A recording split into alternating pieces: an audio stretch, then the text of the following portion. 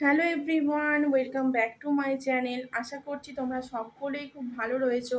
তো আমার নতুন আরও একটি ভিডিওয় তোমাদেরকে জানাচ্ছি অনেক স্বাগত। তো আজকে হলো গিয়ে কি বার, আজকে বৃহস্পতিবার, আর এখন বাজে ঘড়িতে সকাল 8টা 20। ঠিক আছে, ভুলভাল বলছে, 8টা 20 হয়ে গেছে, কারণ 19 দেখে ভিডিওটা স্টার্ট করলাম, মানে এতক্ষণ 20।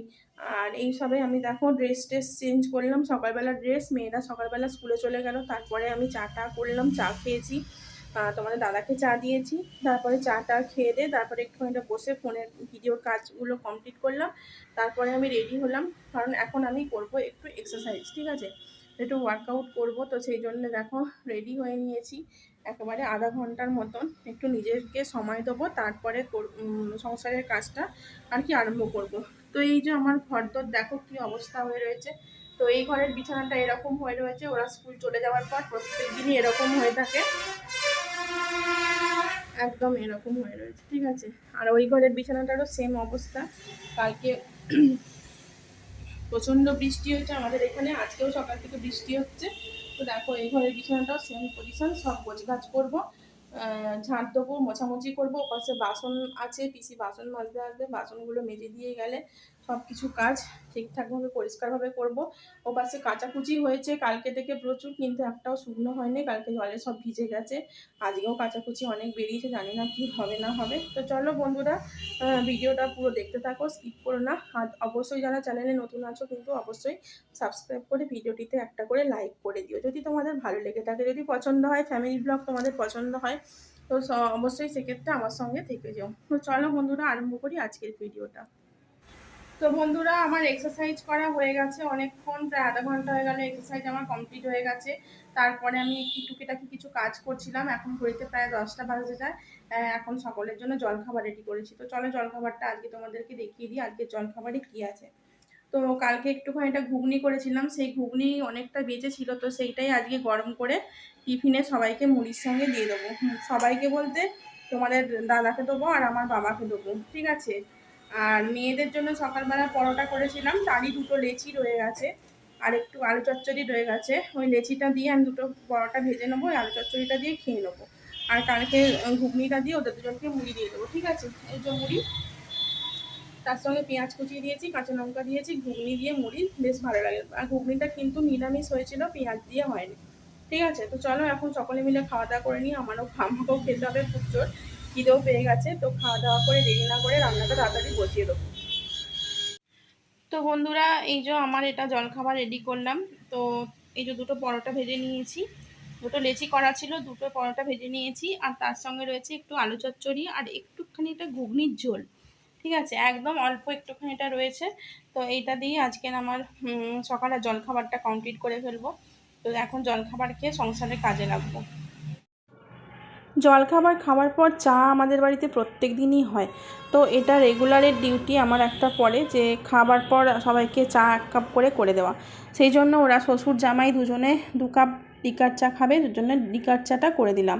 তো তারপরে চা খেয়ে সোজা চলে এলাম বিছানা তুলতে। তো বিছানাটা আগে তুলে নিই। তো ঘরের সর্বপ্রথম অ্যাট্রাকশান কিন্তু বিছানা, আমাদের বেডটাই সর্বপ্রথম অ্যাট্রাকশান দেয় মানুষের চোখে, বা আমরা ঘরের মানুষদের চোখে। যে বেডটা যদি পরিষ্কার থাকে তাহলে মনে হয় যে অনেক কিছু যেন পরিষ্কার আছে। তো যাই হোক, বিছানাতে বসে বসেই ওয়ার্কআউটগুলো করছিলাম, বিছানায় বসে বসে করার মতন ওয়ার্কআউট, কারণ আমাদের মেঝে তো শুয়ে শুয়ে করার মতন হবে না পজিশান, তাই বিছানায় ম্যাটের ওপরেই করছিলাম।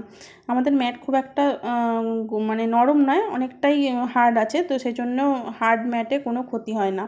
তো বলেছে যে হার্ড ম্যাটের ওপর করা যাবে। তো যাই হোক, এখন ওই ঘরের বিছানাটা আমার তোলা কমপ্লিট হয়ে গেল। তারপরে চলে এলাম এই ঘরের বিছানাটা তুলতে। তো দুটো ঘরের বিছানার চাদরটা পাল্টাবো, কিন্তু এই ওয়েদারটা না ভীষণ ভীষণ, মানে কি বলবো, এত আমাদের হ্যারাসমেন্ট করছে যে আমরা বিছানাটা মানে কাচাকুচিও করতে পারছি না। মানে এত জমে যাচ্ছে, এত জমে যাচ্ছে, আমাদের ডেলি রেগুলার 2 বালতি করে কাচা হচ্ছে, কিন্তু শুকনো হচ্ছে না। এই আবারও বৃষ্টি হবে, কি যে করব, আমার তো মাথায় চিন্তা যে জামা কাপড়গুলো নিয়ে কি করে নাড়াঘাটা করব আমি। এত জামা কাপড় কাচা হয়েছে, পুরো ছাদ পুরো ভর্তি, আর একটুকু জায়গা নেই। তো এখনও বহু কিছু কাচার রয়েছে, জানি না কবে কি করব, ভগবান জানে। 2 দিন রোদ দিলে হয়তো একটু উদ্ধার হবে। আর এখানে দেখো আমি ভাত বসিয়ে দিয়েছি বিছানাগুলো তুলে, আর ঘড়ির কাঁটা এখন প্রায় 11টার দিকে। বেলাও হয়েছে। আর ওপাশে বাবা আজকে চিংড়ি মাছ কিনেছে, দেখো না। তো চিংড়ি মাছ কিনেছে, আমাকে বললো চিংড়ি মাছ দিয়ে আলু দিয়ে ঝাল করতে, আর ওতে একটু বেগুনও দিয়ে দিতে। তো সেই জন্য চিংড়ি মাছ দিয়ে আলু দিয়ে ঝাল করব।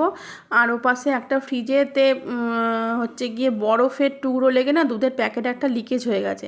তো সেই জন্য দুধের প্যাকেটটা তোমাদের দাদা আমাকে দিয়ে দিল, বললো এটা গিয়ে গরম করে নাও দুষ্টুর জন্যে। তো বিকেলেও দুধ খায় 1 কাপ করে, আর সকালবেলা 1 কাপ করে খেয়ে যায়, দুধ তো লাগেই। তো সেই জন্য এখনই আমি গরম করে রেখে দিচ্ছি, কারণ প্যাকেটটা লিকেজ হয়ে গেছে বলে। তো যাই হোক, ফ্রিজটি আজকে ওর দোকানে সব পরিষ্কার করলো তোমাদের দাদা। আর বরফের চাইগুলো সব টুকরো কোনা তার লেগে না একটা লিকেজ হয়ে গেছে। তো এরকমভাবে অনেক কিছু জিনিসই দোকানের লিকেজ হয়ে যায়। তেলের প্যাকেট, এই সেদিনকে 7টা 8টা তেলের প্যাকেট লিকেজ হয়ে গিয়েছিলো। সেই সমস্ত তেলগুলো আবার আমাকে দিয়ে গেল। সাদা তেল, সর্ষের তেল, এই করে মানে 10 প্যাকেটের মতো লিকেজ হয়ে গিয়েছিলো। মানে কি বলবো। আর কিন্তু দেখো এখানে চিংড়ি মাছগুলো এখন আমি বাছতে বসেছি। আর বসে বসে বাছলাম না কেন বলো তো, ওই যে হাঁড়িতে ওপাশে ভাত বসিয়েছি, তো নাহলে একটুখানিটা বসে বাছলে আমার একটুখানিটা ভালো হতো আর কি। এই হাত বাজ হয়ে যাবে, বেশিক্ষণ সময় লাগবে না চিংড়ি মাছে। তো ওই জন্যে দাঁড়িয়ে দাঁড়িয়ে এখানটাতেই বেছে নিচ্ছি। আর চিংড়ি মাছটা আলু দিয়ে তরকারি করব। আর কালকের দুপুরের একটু মটন রান্না করেছিলাম, মেয়ের বার্থডে ছিল। তো বার্থডের ভিডিওটা তো তোমাদের সঙ্গে শেয়ারই করতে পারিনি, কারণ সকাল থেকে এত কাজ করেছি, আমি আর ভিডিও শ্যুট করে উঠতে পারিনি। তো যদিও যখনই ভিডিও শ্যুট করতে যাব তখনই দেখি না ফোনে চার্জ নেই। তারপর মেয়ের বান্ধবীরা এসেছিলো, ওদের সঙ্গে কথা বলে গল্প করে কিভাবে সময় কেটে গেছে। আর রান্না করেছি প্রচুর প্রচুর প্রচুর, আমার ভিদ্দানা একদম কনকনিয়ে উঠেছে, তার জন্য সময়ও হয়নি। তো সেই জন্য খাবারও কিছুটা বেঁচেছে, রাতে আমাদের সকলের হয়ে গিয়েছিল গতকালকে। আবার আজকেও দুপুরবেলা প্রায় অনেকটাই মাটন আছে, প্রায় 8-10 পিসের মতন মাটন আছে, 4-5টার মতন আলু আছে, তারপরে 2 পিস মাছ আছে, তারপরে পায়েস, চাটনি, এগুলো তো রয়েইছে। তো সেই জন্য আজকে একটু খাবার দাবার কম করলেই হয়ে যাবে। মাঝে চিংড়ি মাছগুলো কেনার দরকারও ছিল না, আমি জানলে বাবাকে নিতেও দিতাম না। শুধু নিয়ে বাসি করে কি হয় বলো, আমাদের ডেলি টাটকা টাটকা হয়ে গেলে তবু আমার ভালো লাগে, বাসি করলেই আমার খুব রাগ উঠে যায়। তো যাই হোক, কিছু করার নেই। আর এখানে চিংড়ি মাছের ঝালটা আমি কিভাবে করছি তোমাদের সঙ্গে একটুখানিটা শেয়ার করছি, চলো। তো যাই হোক, এখানে আলু, বেগুন আর পেঁয়াজ, কাঁচা লঙ্কা সব কিছু দিয়ে 5 ফোড়ন দিয়ে একদম ভাজা ভাজা করে নিয়েছি নেড়ে নেড়ে। তো ভাজা ভাজা করে নেওয়ার পর লঙ্কা হলুদ দিয়ে আর একটু জল দিয়ে এখন মাছগুলোও দিয়ে দিলাম, চিংড়ি মাছগুলো এখন চাপা দেবো। আর এর মধ্যে 2 পিস পোনা মাছ ছিল, সেটা কিন্তু দিয়ে দিয়েছি। আর ঠিক আছে, তো তরকারিও হয়ে গেছে এপাশে আমার। তো সব কিছু রান্না বান্না, আর মাটনটাও গরম করে ওপাশে রেখে দিয়েছি, তোমাদের আর দেখানো হয়নি। মাটনটা গরম করে রেখে দিলাম। তারপরে এই যে ঘরটা মুছতে এলাম, এখন ঘড়িতে প্রায় 12:30 মতন বাজে। এখন এই যে ঘরটা মুছবো, তো ঘরটা মুছে নিয়ে এখন চলো।